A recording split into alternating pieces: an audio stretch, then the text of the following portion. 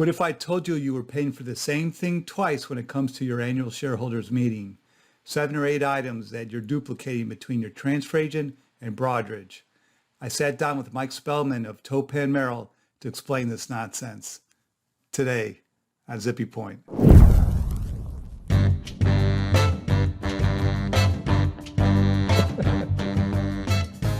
So, Mike, we were talking earlier last week on a phone call, and you really surprised me when you said that potentially companies are paying for the same thing twice when it comes to their annual meeting. So why don't we start at the beginning and talk about what's typically in an agreement with a company's transfer agent? Yeah. So let me back up a little bit before we get into the duplicative services and fees. Typically what happens during the course of the planning stages of the annual meeting, we refer to it lovingly as organized chaos. So companies have to deal with solicitors, Broadridge for the street distribution, some small banks and brokers that don't subscribe to the Broadridge methodology, a transfer agent, printers, designers. There's a number of entities outside the issuer community that really manage this process from soup to nuts. What issuers fail to do is have a good understanding of the various services that are applicable to each provider. So in the case of the transfer agent, historically, not only do they just manage the records of the registered shareholder records, but they also mail to the registered shareholders. They also provide services like inspector of elections, master tabulation, internet voting setup, as well as telephone voting setup for those registered shareholders. Broadridge, on the other hand, is the monopoly on the street distribution. They're the conduit to the banks and brokers and the issuer. They manage all of the records on the street side. Now, historically, Broadridge has tried to encourage publicly traded companies to create a single source solution in distribution or disseminating proxy materials to their investor base. Makes perfect sense. But what happens typically is the transfer agent already is charging the publicly traded company for those same services in the annual agreement. So when they sign on with Broadridge, they're paying again for those same services. That would include the inspector of elections, just the services I just pointed out. But in addition, they're paying file transfer fees to the transfer agent to send the registered shareholder data to Broadridge. And it's convoluted. So I think it's really important for companies to have a good understanding of what they're paying for upfront, have an understanding of the scope of services that each of these entities are providing, so that they have a really good understanding of what their budget should be and what they're paying for at the end of the day. With that said, on average, whether you're a small issuer or whether you're a company the size of, say, Amazon, you can expect to be paying somewhere in the vicinity of $7,500 to $8,000 in expenses twice. Now, it's, some of the larger companies may look at that and say, okay, we'll address that. That's unnecessary. We'll talk about that. But it's just mind-boggling how many times companies just aren't even aware that they're paying these fees. So can you walk us through, I think there are 5 things that potentially companies are paying for twice? Yeah. The first is the internet voting setup for registered shareholders.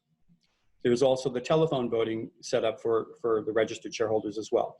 Those fall under the agreement that the transfer agent provides to the issuer at the beginning of the year.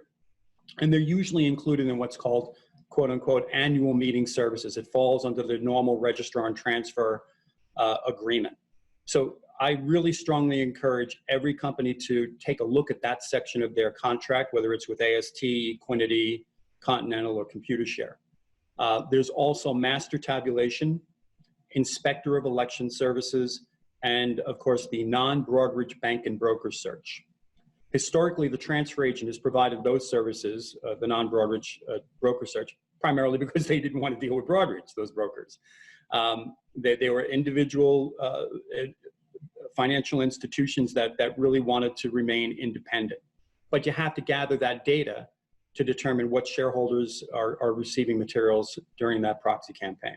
So again, each of these companies that engage Broadridge for the single source solution are paying Broadridge, but they're also paying the transfer agent for many of these same fees, or same services, I should say. And I would imagine it's easier to get your transfer agent to revise their agreement than Broadridge. Absolutely, but it makes perfect sense. I think the Broadridge solution is a good one, right? I mean, they're doing 90+% of the distribution anyway, and as long as they're reasonable in price, I would strongly recommend any publicly traded company to look at a solution like that. But they should ensure that at the beginning of the year that their annual contract with the transfer agent only includes the services that are specific to the registrar and transfer fees and not for the annual meeting services. Does that make sense? Yeah, definitely. Yeah. So far, I think you've mentioned the non-Broadridge bank and broker search, the telephone and internet voting setup, and the master tabulation inspector of elections. There's two other places where companies should be looking to cut costs. That's the 5 line items that I always address in the course of what we call the share link or registered distribution services that Broadridge provides. Those are the 5 areas that really carry the biggest weight. Some of the other services that are provided as well are print-ready PDFs, web-ready PDFs, excuse me. Transfer agents sometimes will charge the issuer for that service as well as Broadridge, when in fact it's the financial printer that's actually providing that, not only that PDF, but they're charging them for it on their financial print invoices. And as someone who works for a financial printer, I can tell you that in many cases, publicly traded companies are paying 2 and 3 times for having these PDFs created for web-ready viewing. Well, it's certainly blown my mind, and perhaps those listening and watching this video will see a cut of their savings. Yeah, it's all part of an audit that we provide on a routine basis. And I just think that each company has to perform a little more due diligence in reconciling the invoices on an annual basis. Another area of concern I've always had, and we can have this conversation for a later date, is the conflation of notice and access with voluntary electronic delivery. 2 different services altogether, but I think issuers are of the belief that they are one and the same. So we might save that for another conversation, but there are some significant savings that can be experienced by having a good understanding of those services. Yeah, and folks will be able to get have a link to that video beneath this video.